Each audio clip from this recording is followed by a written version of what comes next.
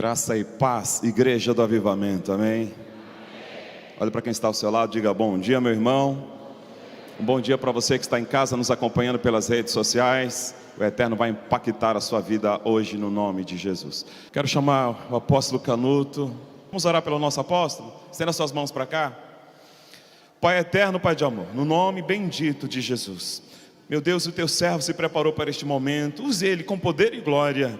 Oh Senhor, que a tua palavra encontre guarida em cada coração, no nome de Jesus, diga amém. Graça e paz, povo do avivamento. É uma alegria sempre estar aqui com vocês, sempre muito bom rever os líderes, os pastores. E ontem nós estávamos aqui de manhã, foi muito bom. À noite estávamos juntos na igreja do Bispo Douglas. E hoje eu estou aqui, mais tarde vou estar na igreja do apóstolo Zé Carlos. Abra sua Bíblia no livro de Mateus, capítulo 9, versículo 35 até o 38. A Bíblia Sagrada fala que existem 5 ministérios: apóstolos, profetas, evangelistas, pastores e mestres. Não há nenhum outro ministério além desses 5. Qualquer outra atividade ministerial, ela entra nesses ministérios, ela entra debaixo de um desses ministérios. Esses são ministérios específicos na Bíblia Sagrada. Obrigado, irmã. Apóstolos, profetas, evangelistas, pastores e mestres. A gente já aprendeu isso lá na escolinha dominical, que o apóstolo é digital, ele deixa a marca, ele toca todos os outros ministérios. Os outros já não tocam, você não consegue tocar mais, mas o apóstolo ele consegue tocar todos os outros ministérios. Então o apóstolo pode estar atuando numa veia pastoral, pode estar num dia numa veia profética, pode estar numa veia de mestre. Então você tem às vezes um apóstolo, uma pessoa que tem não o título apostólico, mas o dom apostólico, atuando em várias frentes ou veias, como a gente pode falar, né? Então o apóstolo, o profeta é aquele que aponta o dedo. O profeta, rapaz, o profeta, só o sangue de Jesus na nossa vida, porque o profeta aponta o dedo, assim diz o Senhor. E meu irmão, eu estava falando ontem de reuniões que Valnice Milhomes fazia, até hoje é assim, né? Porque ela é uma mulher muito ungida, mas quando ela estava na veia profética, quem estava na frente assim, quando ela vinha perto assim, se fechava o olho e olhava para o outro lado, me erra. Porque, Valnice, antigamente os profetas faziam assim, né? Olha, Deus mandou te dizer isso, e você se acerta, se converte, que senão vai acontecer isso e aquilo. Você encontrava profeta no meio da rua, não é um culto profético, que a pessoa fala assim, chupa a bala macia, ripa lá para trás, eis que te diz. Não, profeta não inventava não, irmão. Ele chegava assim, estava passando pelo meio dele, botava a mão assim, ó, Deus mandou te dizer isso. E era Deus mesmo, que você quebrava por dentro, você falava, meu Deus do céu, valeu meu São Jesus dos crentes e dos carentes. Era assim. O evangelista, ele é o ministério maior dos dedos, aquele que faz movimento, ele ganha muitas almas, mas o evangelista, ele ganha alma e vai para outro canto ganhar. Ele não tem o dom de cuidar das vidas. Ele é evangelista, que hoje muitos chamam de missionário. Ele vai lá, faz um movimento e ora, Deus faz milagre, ele ganha a alma e dali ele pega para outro canto. Se colocar um evangelista para pastorear a igreja, você mata ele, porque o coração dele pulsa para sair, para ir para as nações. Você não pode prender o cara, porque ele é um evangelista. Já o pastor é o dedo da aliança. Pastor é o dedo da aliança, é o que faz o casamento da noiva com Jesus Cristo. O pastor, ministério pastoral é muito diferente dos outros. Ministério pastoral, o pastor tem compaixão da ovelha. O profeta vem, quebra todo mundo. O profeta vai e diz, não, queridos, vem cá, Jesus ama você assim, sabe? O profeta diz, você vai para o inferno, raça de víbora, seu troço ruim, quem ensinou você a ser assim? Você parece mais um capeta dos infernos, se converte. É o profeta. O pastor vai lá e diz, meu amado, Jesus te ama. Você consegue identificar o profeta. Faz o pastor, o profeta, o evangelista e o apóstolo. E o mestre? O mestre é o ensino, irmão. O mestre não está preocupado com a unção para tocar, o mestre não está preocupado em confrontar, ele dá o ensino, ele vai ali, dá um estudo bíblico e você se converte ou você não se converte, mas ele está ali e faz a palavra dele. O mestre às vezes dá sono, o mestre passa 3, 4, 5 horas estudando um versículo. Ele diz, mas como? Ele pega o A do versículo e vai lá em tudo quanto é A na Bíblia, é uma mensagem, né? Aí ele pega o B do mais D, por que Jesus falou D? Aí começa lá do D. Ai, glória a Deus, que palavra! O mestre é assim. Mas falando, muito obrigado pelo chat, é uma delícia. Falando dos ministérios, hoje eu quero falar do ministério pastoral. Porque apesar de sermos apóstolos, o apóstolo Adailton, você é apóstolo fora. Eu falo para a minha igreja, gente, eu não sou apóstolo. Nessa igreja eu sou o pastor. Sou o pastor de vocês.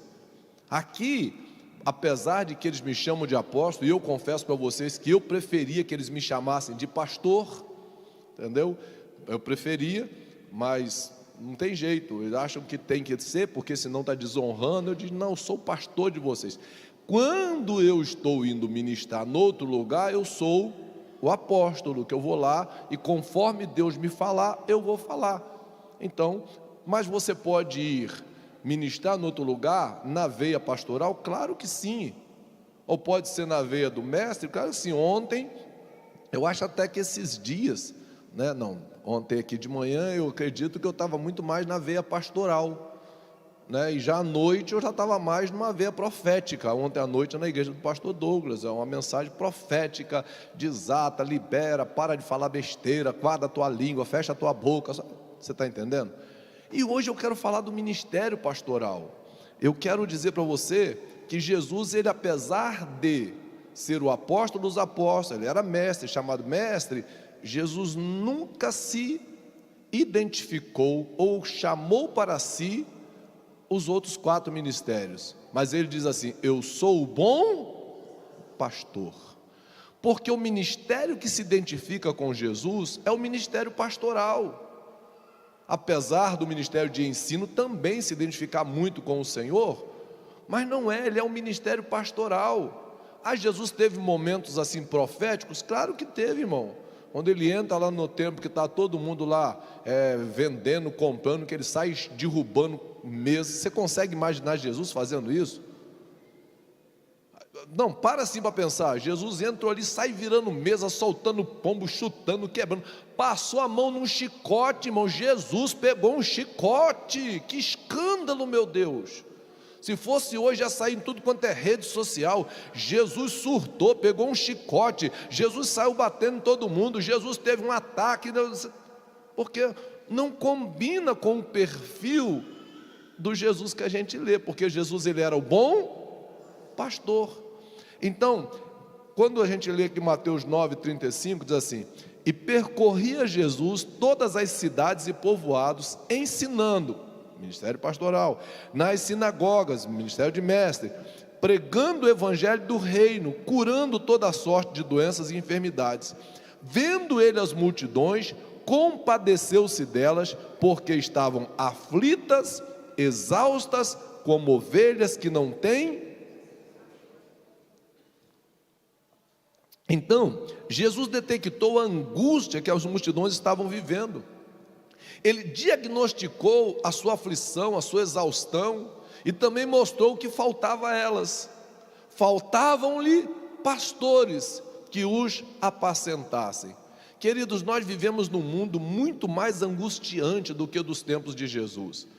Naquele tempo não tinha televisão, não tinha. Aí veio a televisão para a gente, já botou a gente mais em sintonia com as coisas. Aí veio o telefone, irmãos, que você não tinha mais sossego completo dentro de casa, porque tocava o telefone dentro de casa, vai lá e vê o que é, você recebia a notícia quase que em tempo real. Gente, veio o celular, A princípio todo mundo queria ter um celular, pegava aqueles tijolos, parecia aqueles blocos de cimento de 20 por 40, e ninguém escondia o celular para ostentar mesmo, botava aqui assim que era para todo mundo ver, você está até meio de lado com aquele peso, você está andando assim, ó. Entendeu? E a gente achando que aquilo era uma bênção.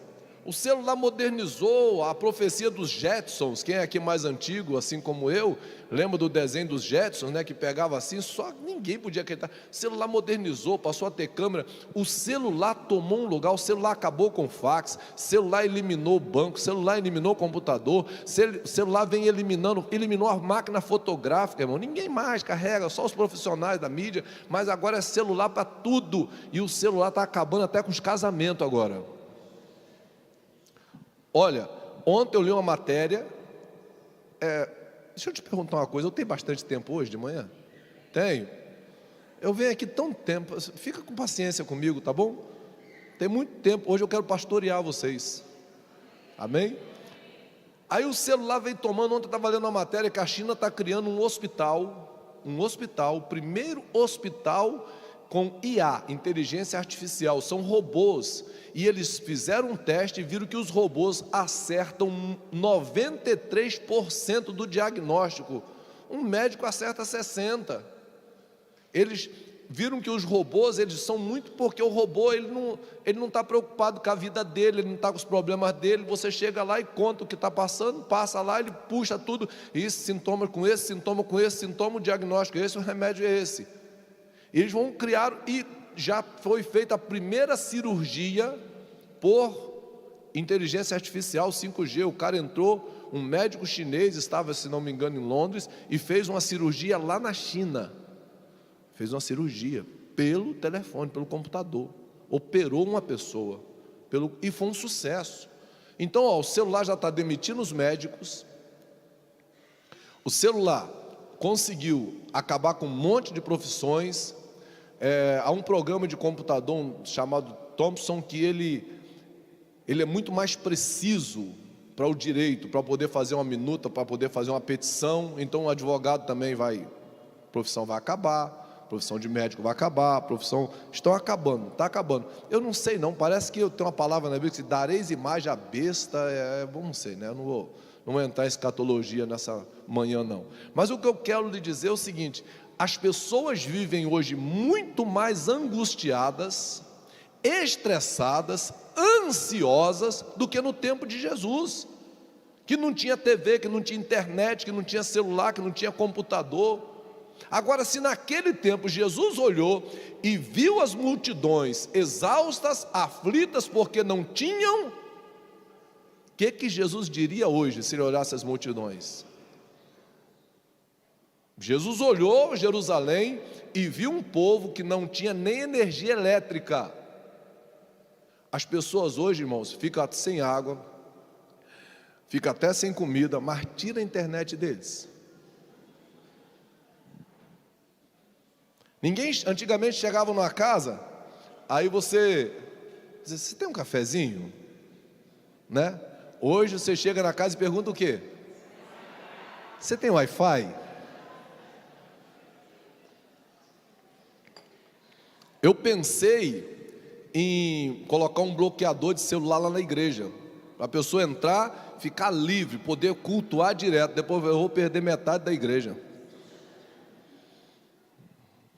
É a realidade. Nós vivemos num mundo muito mais angustiante. Então, porque tudo hoje é muito rápido, as pessoas não têm paciência, irmãos. Tem gente, ontem eu vi o cara sacou uma arma, foi lá num carro, no trânsito, as pessoas ficam irritadas se ele está com pressa e a pessoa na frente está de boa, porque tem dia que você está com pressa, não tem? A aposta é todo dia, é verdade. Mas tem pessoa que é mais lenta, irmãos. Tudo hoje é rápido, as pessoas vivem num frenesi, vivem exaustas. Agora, quando Jesus olhou isso, ele viu, ele não disse assim, faltam-lhe psicólogos, apesar de os psicólogos fazerem um trabalho fantástico, extraordinário, psicanalista, eu não sou contra, eu sou a favor. Jesus não disse assim, falta pessoas para motivarem eles, não. Jesus não disse assim para eles, olha, falta pessoas que possam aconselhar. Jesus falou, faltam-lhe pastores. Falta pastores, o povo está angustiado, as pessoas estão exaustas, elas estão naquela vida porque lhes faltam pastores. Pastor foi uma invenção de Deus, irmãos. É a forma pela qual o próprio Deus cuida das suas ovelhas, através da vida de homens e mulheres ungidas, que Ele toca, que Ele fala, que Ele enche, que Ele dá a palavra, que Ele dá a direção. Faltam-lhe pastores. O ministério pastoral, de certa forma, ele perdeu muito do que era uma honra, do que era, sabe, motivo assim de, poxa, para a igreja, não para o mundo, porque para o mundo pastor nunca foi, nunca será grande coisa. Para o mundo não, mas para a igreja, para quem tinha Deus, puxa, fulano é pastor. Mas devido aos tantos falsos pastores que se levantaram, que tosquiam as ovelhas, que apacentam-se a si mesmo, são manchas dentro da igreja, aí colocaram tudo num balde, num tacho só, numa caixa só, e as pessoas, de certa forma, até ficam resistentes.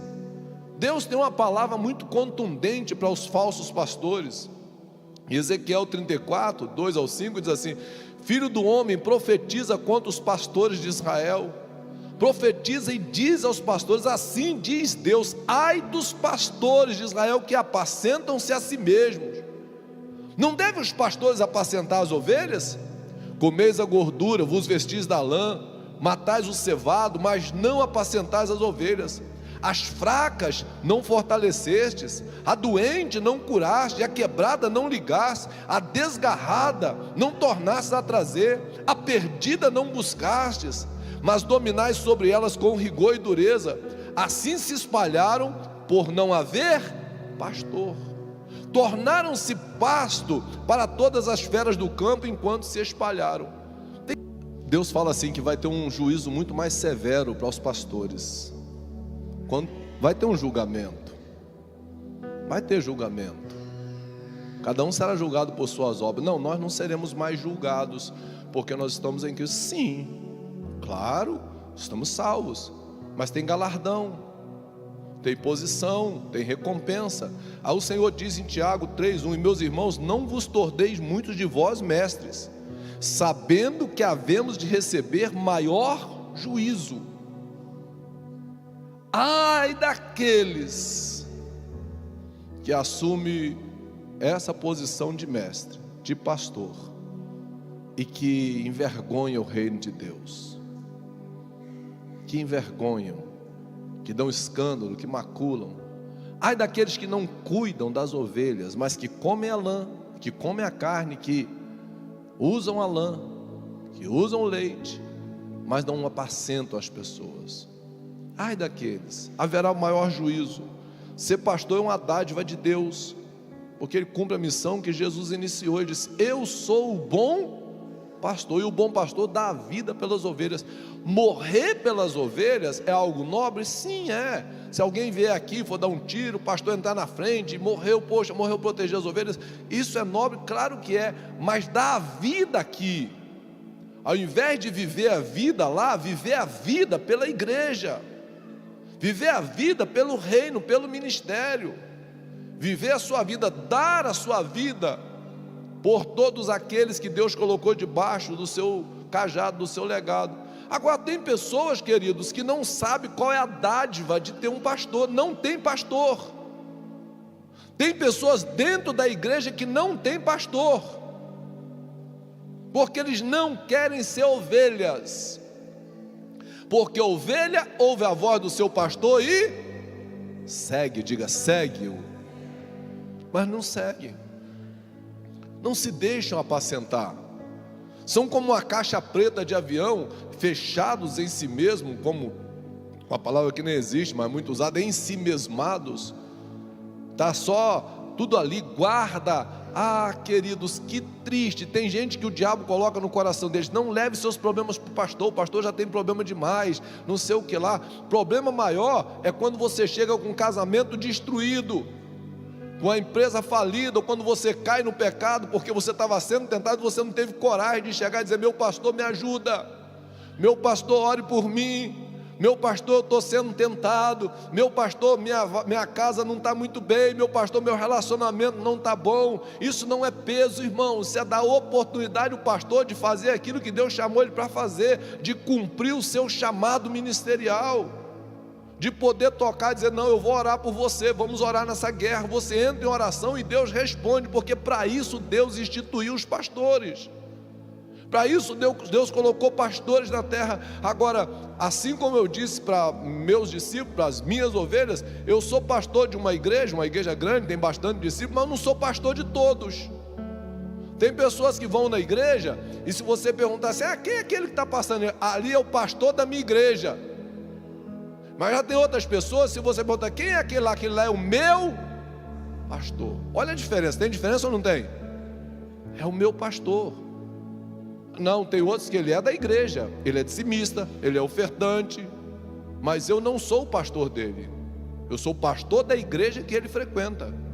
Aí eu queria te perguntar, não responda por favor: você tem pastor ou você tem igreja? Não, eu tenho pastor. Meu querido, não é pela boca que se resolve isso, não é por palavras. Mateus 15:8, Jesus diz assim: esse povo me honra com os seus lábios, mas o seu coração está longe de mim. Esse povo está me honrando, falando as coisas, mas o coração está longe. Por quê? Porque não se deixa apacentar. Isso não vai ser colocado na conta dos pastores, porque ninguém pode obrigar alguém a ser ovelha.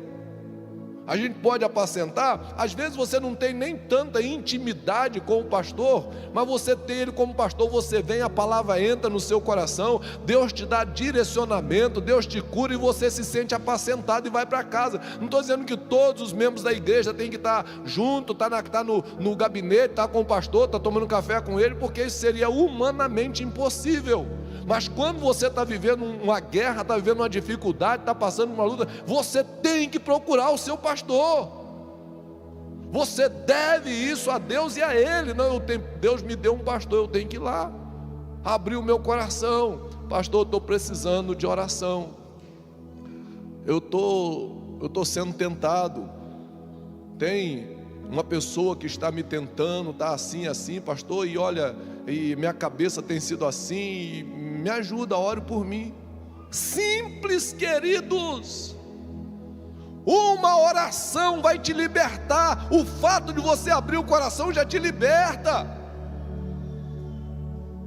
A Bíblia Sagrada diz para procurar os pastores, os presbíteros. Pastores é a mesma coisa, a tradução da palavra literal é a mesma coisa.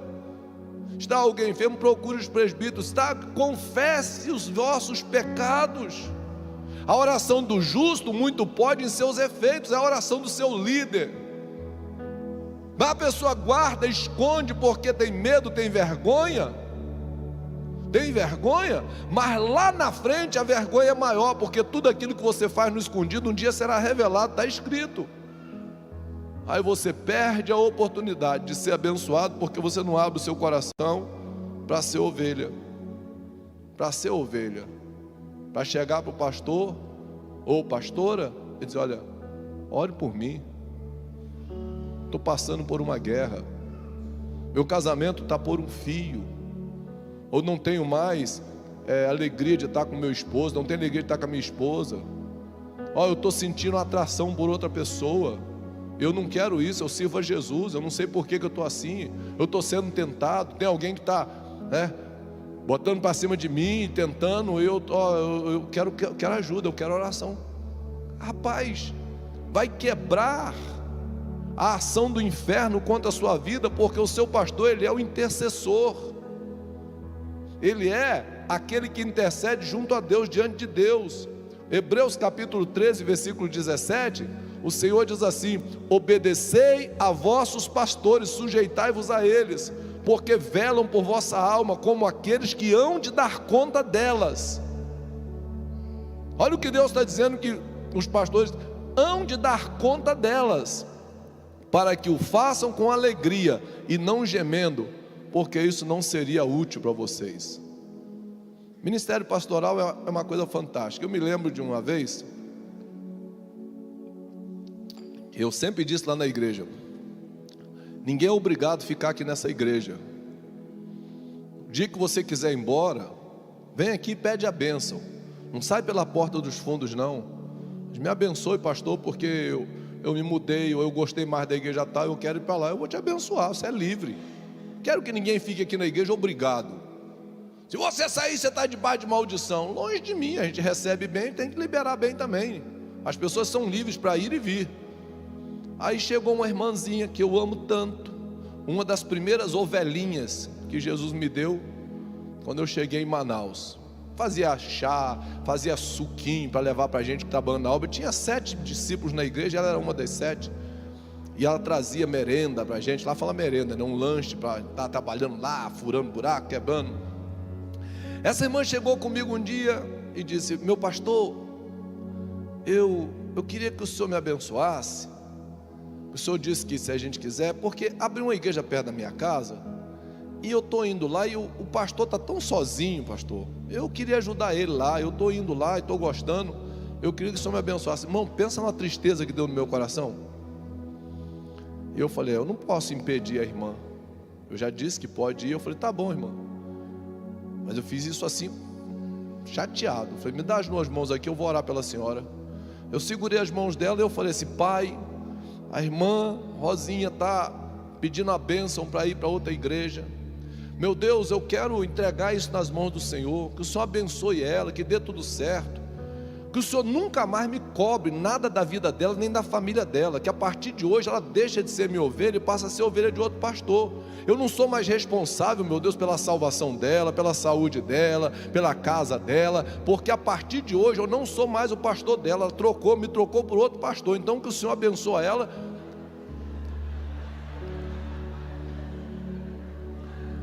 Eu estava errado, irmãos? A essa altura ela falou: não, o senhor é meu pai. Eu falei: não sou. Eu era até a senhora decidir, a partir de agora não sou mais. Ela disse: não, mas o senhor é meu pastor. Eu falei: não sou, irmã.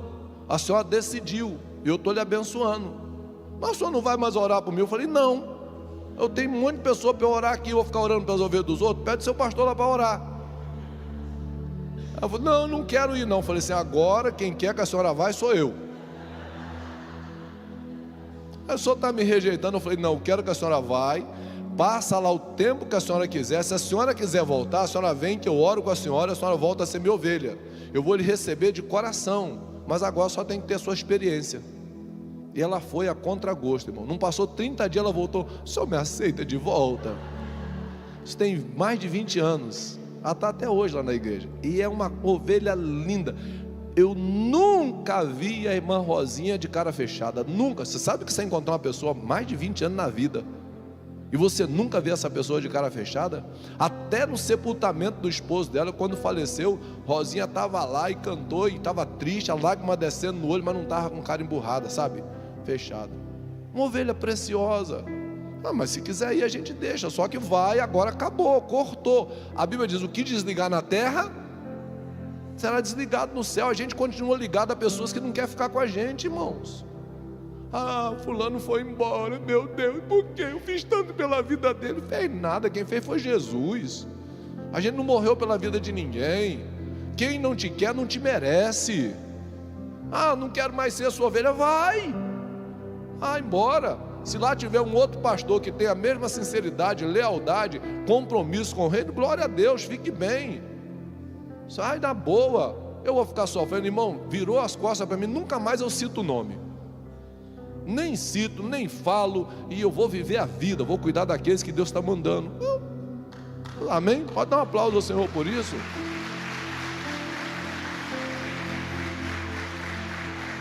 Porque fulano, não. A Bíblia diz: não faça assim não, obedecei os vossos pastores, sujeitai-vos a eles, porque senão isso não vai ser útil para vocês. Então você pode ser um bálsamo na vida do seu pastor, ou você pode ser um fardo.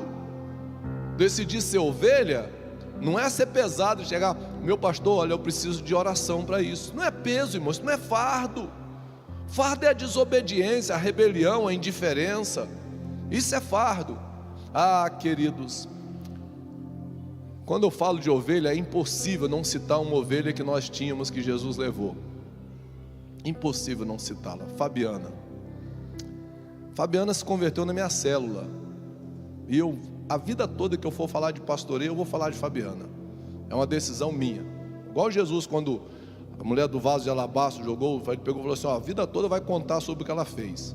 Fabiana era aquele tipo de ovelha que estava sempre disposta: meu pastor, precisa de alguma coisa? Meu pastor. Fabiana chegava comigo assim e dizia assim: meu pastor, o senhor não faz mais nenhum desafio de oferta? Meu pastor, eu quero participar de um desafio, eu estou sentindo falta. Ela comprava uvas. Quando a Esté queria a uva mais doce do mundo, quem contava era a Fabiana, trazia caixa de uva, uma bênção. E Fabiana, sabe, sempre uma bênção na nossa vida. Um dia a Fabiana chega com a gente, estava indo para Israel, e ela não pôde no culto da despedida, do envio, e foi encontrar a gente no aeroporto. No aeroporto, Fabiana chegou e chamou a gente: meu pastor, minha pastora. E a gente parou, Fabiana. Ela falou: não pude ontem na igreja, mas eu vim aqui no aeroporto, graças a Deus encontrei vocês, para entregar a vocês a minha oferta para Israel. Ela deu uma oferta para mim, deu uma oferta para Esté. A Esté, que mulher, eu digo assim: amém, Fabiana, vou orar por você e te abençoar. O homem é muito prático, né? A Esté já falou assim: não, mas Fabiana, qual o seu pedido de oração? Qual o seu desejo? Fabiana virou para a Esté e disse assim: minha pastora, eu queria engravidar. Eu sou casado, acho que era 12 anos já, e eu nunca engravidei. Eu queria engravidar. A Esté falou assim: amém, Fabiana. Oramos por ela e a gente foi pelo Sinai, por Egito. Quando chegou no Monte Sinai, que a gente vai orar os pedidos todinhos, né? Que eu gosto de ver os pedidos, orar, irmãos, a gente sofre. Você pega o pedido de oração e começa a ver as coisas que as pessoas precisam, sabe? Meu Deus, a gente chora e ora ali. Chegou na hora de Fabiana, a Esté falou: vamos orar pela Fabiana. A Esté ficou de um lado orando: meu Deus, dá um filho para Fabiana. E eu do outro lado: meu Deus, dá um filho para Fabiana. Quando a gente volta, a Fabiana está grávida de gêmeos. 2 orando. Aí eu falei para ela assim: Fabiana, ainda bem que os 12 não foram nessa reunião, nessa oração, né? Mas Fabiana estava super feliz. Engravidamos de gêmeos e tudo, e puxa, uma alegria, irmãos. Nasceu os filhos da Fabiana, 2 meninos lindos, saudáveis, abençoados. Passou um tempo, Fabiana amamentando ainda. Fabiana chega com a gente e diz assim: meu pastor, minha pastora, ore por mim, que eu fui fazer um exame e eu estou com câncer na mama. Irmãos, como nós lutamos pela vida de Fabiana em oração. E eu orava por Fabiana, a gente jejuava e profetizava: vai ser curado, vai ser curado, vai ser curado. Deus vai fazer um milagre, Deus vai fazer. Meu Pai, em nome de Jesus, faz um milagre. Uma guerra de oração. Aí um dia a Fabiana diz: olha, o médico marcou, eu vou ter que fazer uma estectomia, tirar um dos seios. Eu falei: meu Deus, não pode, ela tem 2 filhos, meu pai, um seio para cada filho, a conta está certa. Não tira, meu Deus, não deixa, meu pai, não deixa. Oramos, irmãos, jejuamos. Fabiana se internou, eu estava viajando. Aí quando voltamos, eu falei assim: a gente vai lá ver Fabiana. Aí eu falei: meu Deus, vamos lá ver, né?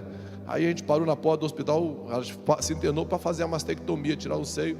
Aí eu disse: vamos lá, né? Pensando que palavra que eu vou dar para Fabiana, depois de ter orado tanto e não aconteceu nada. O que eu vou dizer para ela? Gente, quando nós entramos na sala, na enfermaria, a Fabiana estava no fundo: meu pastor, minha pastora. Aí eu falei assim: eu pensei, aconteceu o milagre. O médico foi fazer a mastectomia e viu que não tinha mais câncer, deve ter sido. Eu cheguei lá e falei: Fabiana, me conta, o que aconteceu? Ela falou assim: meu pastor,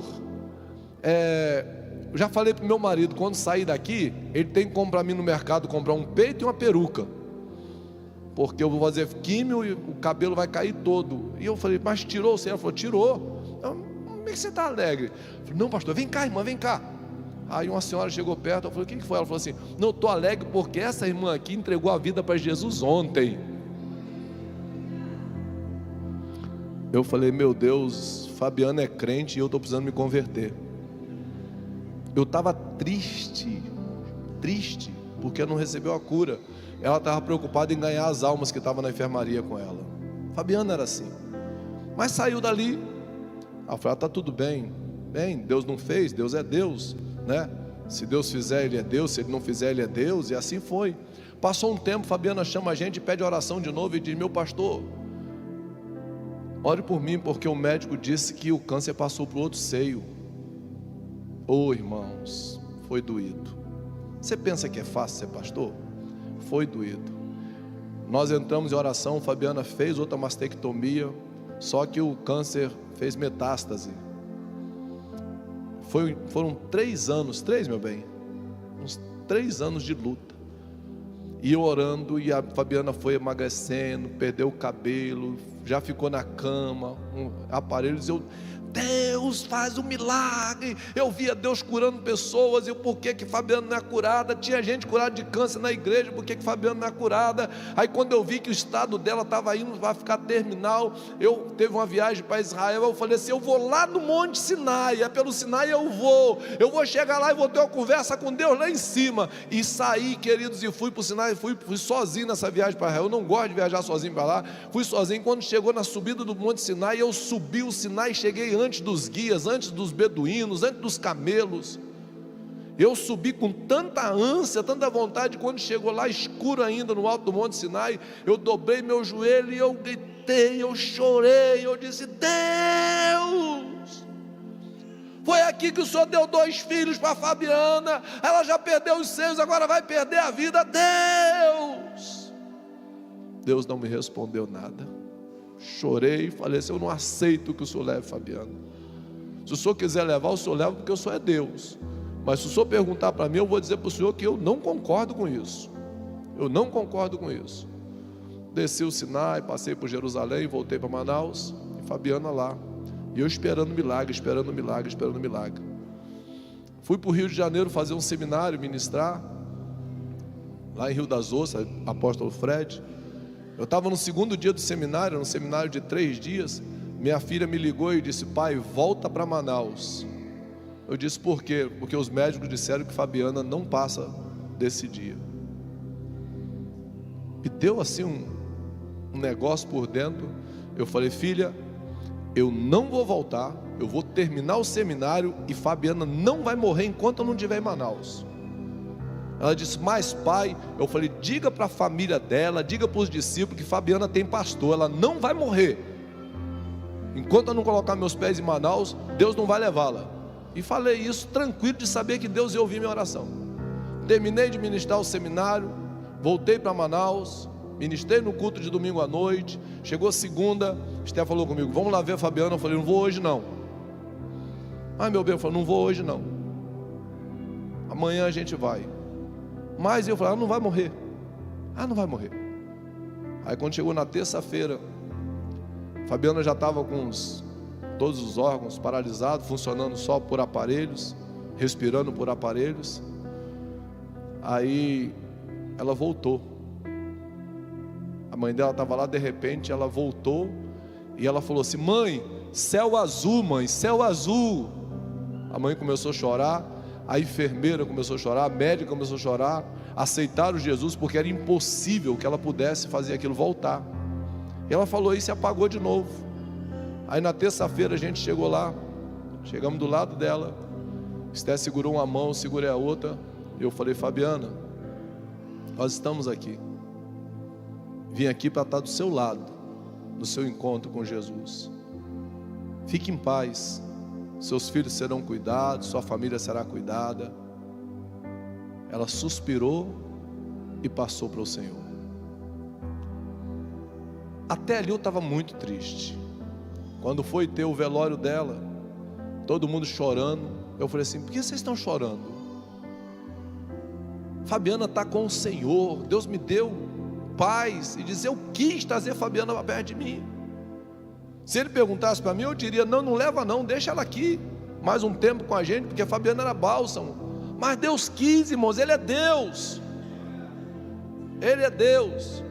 Mas até o último segundo da vida dela, nós estávamos ali para cuidar, porque éramos os pastores dela. Pastores dela. Fabiana teve pastor, eu tive ovelha. Nem todo mundo que passa pela nossa vida vira ovelha. Às vezes você é apenas o pastor da igreja que a pessoa está ali.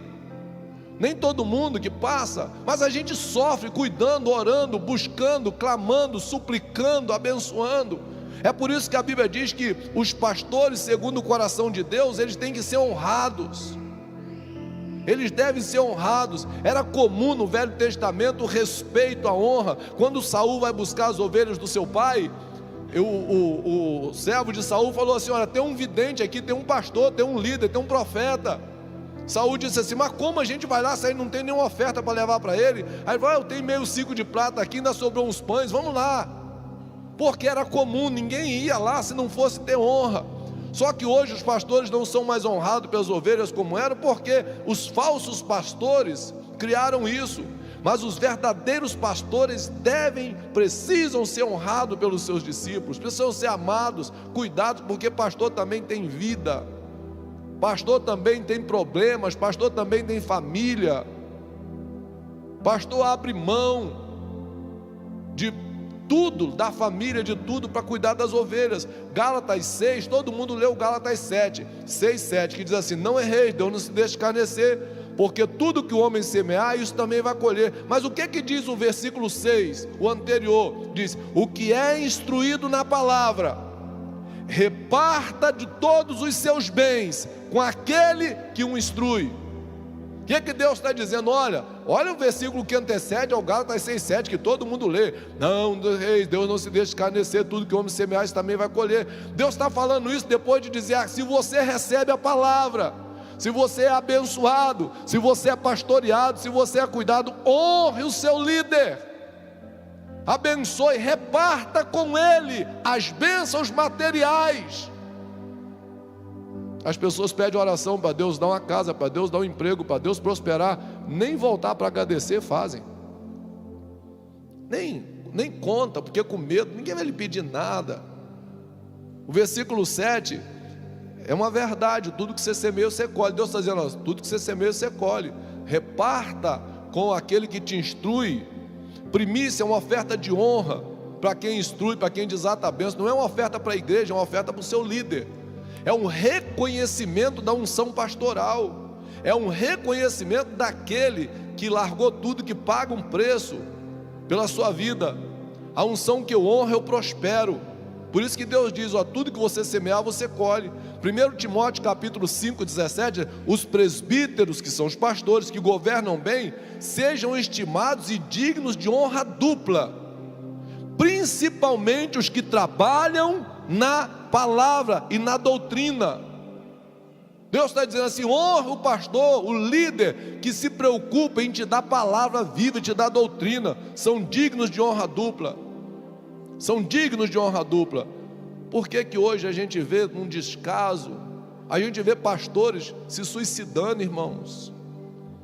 Na pandemia, não foi um nem dois, vários casos. Mas não tinha Deus, o cara não aguentou o fardo. E não era o fardo de carregar a igreja, não, é porque se sentia sozinho, porque cuidava sozinho, talvez não tivesse pastor. Porque quem tem pastor, mesmo sendo pastor, ele chega e diz: olha, meu pastor, estou precisando de oração. Ele é pastor, mas tem que ter pastor, porque mesmo sendo pastor tem que ser ovelha. Quem não tem pastor vive desgarrado, exausto e angustiado. Mas Jesus é o meu pastor. Claro que é, então fale com ele. Se você tem o hábito de ter uma vida de sinceridade com Jesus, está tudo bem. Não tem pastor melhor. Ele é o meu pastor. É com ele que eu falo todas as manhãs, falo todas as noites. Na verdade, a minha oração de noite é uma despedida. Não é uma oração como a oração da manhã. Isso é meu caso, não precisa ser o seu. Cada um tem a sua personalidade. Mas de noite eu digo: Senhor, obrigado pelo dia, obrigado por isso. Peço que te guarde, peço-te que guarde a minha casa, guarde a igreja, guarde meus discípulos. Aí falo o nome da família, guarda cada um, dá-nos uma noite de paz. Mas de manhã não, de manhã é nossa conversa pessoal. De manhã é quando eu dobro o joelho diante do meu pastor para falar para ele: olha, meu pastor, o dia hoje é assim, eu preciso disso. Meu pastor, eu quero dizer que eu lhe amo. Você está entendendo? Mas mesmo assim, quem tem um pastor e está em situação de risco ou de problema, ou está feliz, meu pastor, eu queria compartilhar com o Senhor. Jesus olhou e viu que as multidões estavam angustiadas, estavam aflitas, estressadas. Você sabia que hoje um dos maiores males emocionais e que causa males físicos é a ansiedade e a depressão? São milhares, se não milhões de pessoas lutando contra a depressão, e não é demônio, irmãos, é a alma, é falta de pastor, é falta de pastor, não é falta de unção, não é falta de Deus, é falta de pastoreio. Tem os falsos pastores, sim. Judas 1,12 falou que são como rochas submersas, banqueteando-se juntos sem qualquer recato, homens que apacentam a si mesmos, nuvens sem águas, impelidos pelo vento, árvores em plena estação do fruto, desprovida dele, duplamente mortos, desarraigados. Tem, mas tem homens e mulheres de Deus ungidos, que dão a vida pelas ovelhas. Eles têm que ser amados, honrados, respeitados. Jeremias 3,15, Deus diz assim: dar-vos-ei pastores segundo o meu coração, que vos apacentem com conhecimento e com inteligência. Quando Deus nos entrega pastores verdadeiros, temos que amá-los, respeitá-los, honrá-los, confiar neles, poder chegar e dizer: olha, meu pastor, eu estou esfriando, eu não sinto mais a mesma alegria que eu tinha na presença de Deus. Olha o que está havendo, meu filho, vamos conversar. Lembra vamos descobrir onde foi que isso começou, porque às vezes a pessoa comete um erro, nem lembra mais o que foi, e ali Deus se entristeceu, e a graça da pessoa não tem mais. O pastor consegue, conversando, conselhando, identificar, e a pessoa: foi nisso, foi aí que eu errei. Uns entram no ativismo, sabe, terrível, seja ele material no seu trabalho secular, seja um ativismo religioso, esquece-se da comunhão, e o pastor está ali para dizer: foi o que eu fiz aqui ontem. Eu não sou o pastor de vocês, o pastor de vocês é o apóstolo Adailton, ele é o pastor de vocês. Eu venho aqui como apóstolo, pastor eu sou da minha igreja, deles eu sou o pastor, mas eu sei que ele é o pastor de vocês, e é pastor. Tem algumas pessoas que eu não posso falar isso, que é pastor, mas o apóstolo Adailton é pastor. Eu brigo com ele para tirar férias, ele tira férias fazendo missão. Eu vou passar a vida toda dizendo que ele está errado. Se ele ficar a vida toda fazendo, meu trabalho é dizer: tira férias com a sua família, vai, faz a missão numa época e faz outra de férias. Ontem eu perguntei para ele: você já tirou seu visto dos Estados Unidos? Ele disse: não. Para quê? Para ir para os Estados Unidos. Ora, pois, minhas férias são nos Estados Unidos hoje. Um dia eu não podia tirar férias nem no Nordeste, não podia, irmãos, nem no interior do Amazonas eu não podia, não tinha condições. Se Deus me abençoou, me deu condições, hoje eu tiro. Vou passar 10 dias lá em Miami, Orlando, vou para lá. Aí eu fico logo com abstinência de igreja, que eu sou igrejeiro, né? Passou uns 7 dias, eu já começo a dizer assim: meu Deus, eu vou onde eu vou pregar. Já teve férias que a gente fez, que eu reuni a família no pôr do sol, no alto da montanha, no Caribe. Você vem cá que eu vou fazer um culto agora aqui.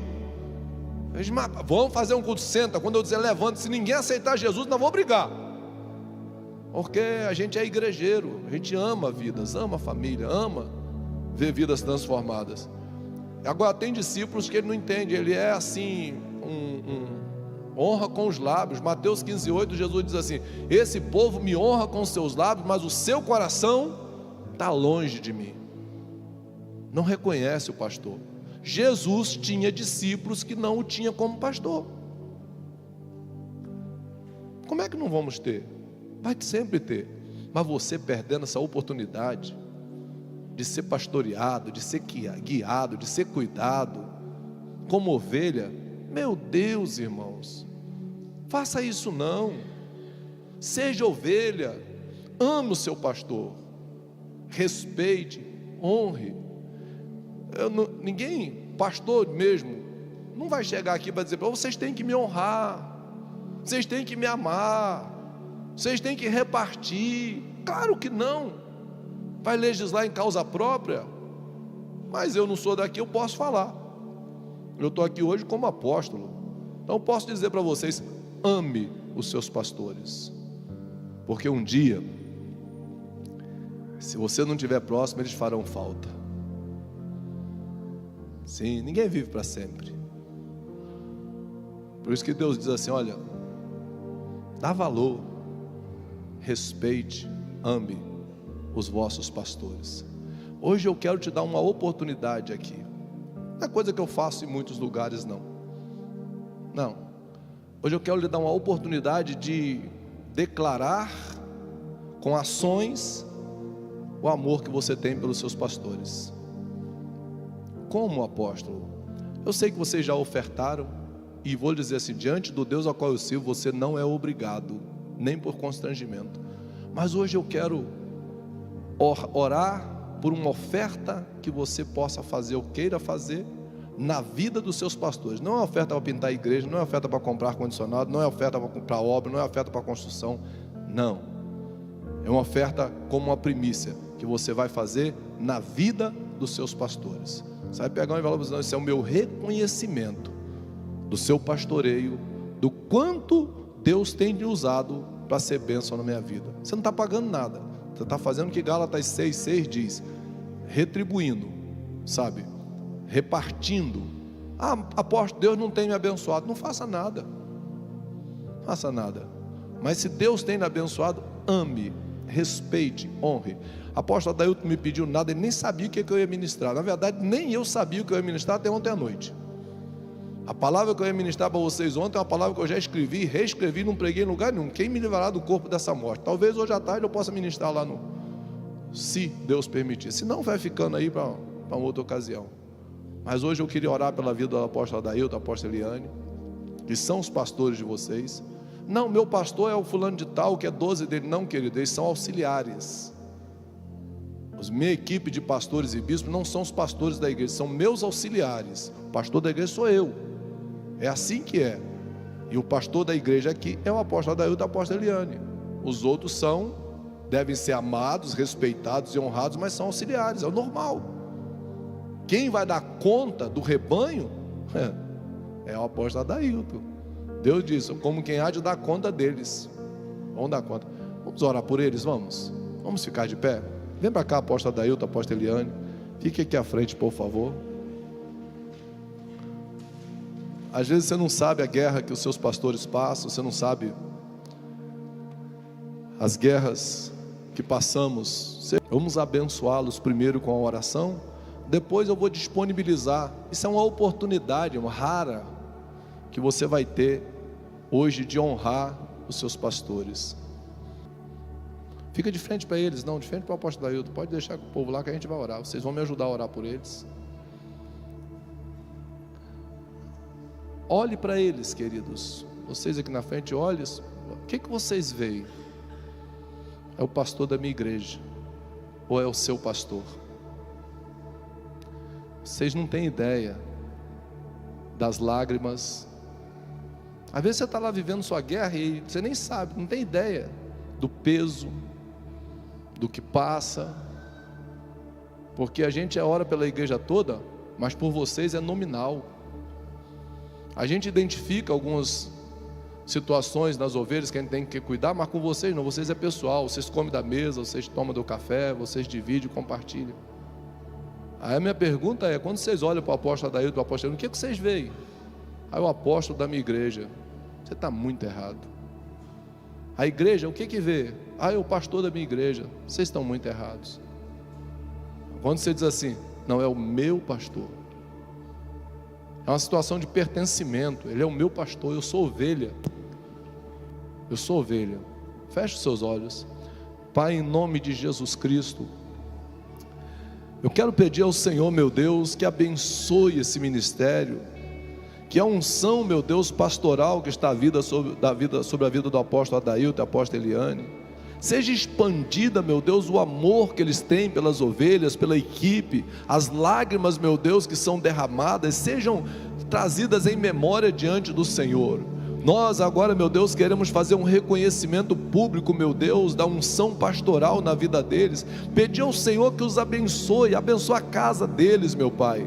Meu Deus, abençoa o Júnior, meu Pai, abençoa o Tiaguinho, meu Deus, dá, meu Senhor, um crescimento, meu Deus, direcionado no Senhor, que não se percam, porque são como flechas na aljava do valente, meu Deus. Eu te peço, meu Pai, que o Senhor os envolva com a tua presença, que o Senhor os guarde, meu Deus, que a casa de Adailton, meu Deus, seja próspera, abençoada, que o legado ministerial, meu Deus, vá repassando aos seus filhos e aos filhos dos seus filhos, meu Deus, e que cada um dessa equipe, meu Deus, seja altamente pastoreado, tocado pelo Senhor, através da vida dos apóstolos, meu Deus. Nós os abençoamos nesta manhã, meu Senhor, nós declaramos, meu Deus, a bênção do Senhor e o reconhecimento, meu Deus, da unção pastoral que está na vida deles, em nome de Jesus Cristo, meu Pai, nós abençoamos em nome de Jesus. Dá um abraço neles aí, querido.